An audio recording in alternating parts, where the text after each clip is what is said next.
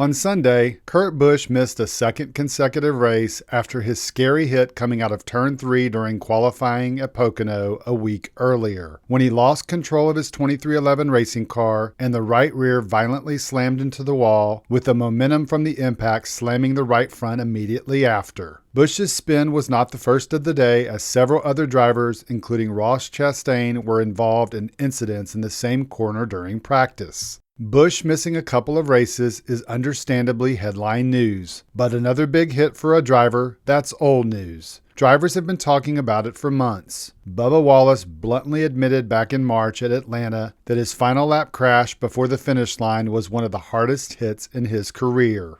Yeah, that was hard. That was the hardest hit I've had. So I think that was harder than Pocono. Joey Logano said the same thing after his crash at the Coca-Cola 600. Yeah. It's been a rough week for me. It's been a pretty sore week. I'm not moving as fast as I typically do, but it seems like I can still drive the car fast, at least in practice, so that part's good. But yeah, these cars, they hit harder than ever. They hit really, really hard. They're super solid, and it hurts.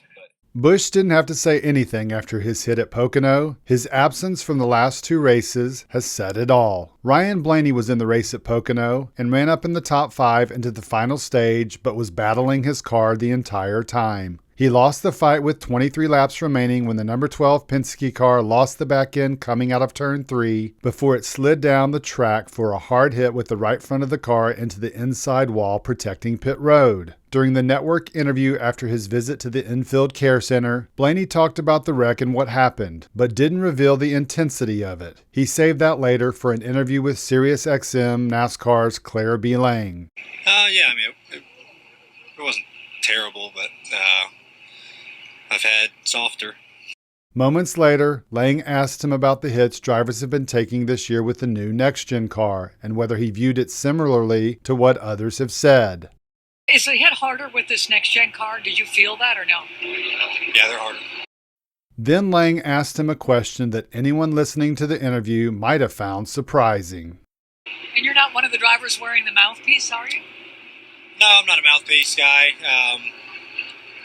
If we're having to wear mouthpieces to measure how hard these cars hit, then we're doing something wrong.